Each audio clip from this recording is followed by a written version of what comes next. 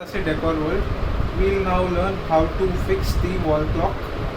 So we should take first the small hand, that is the hour hand, and place it on top of the dial there and slightly press it inside.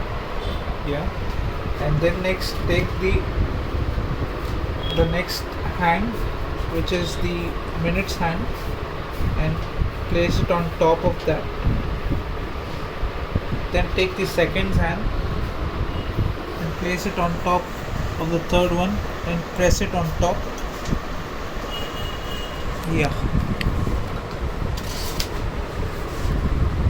Then just check if the clock is not hitting each other, all the hands are.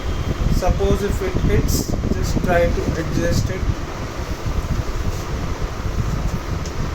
Yeah, now it is perfect. Any doubts, leave a comment. Any doubts, leave a comment. If you have any doubts, please leave a comment. We will get back to you.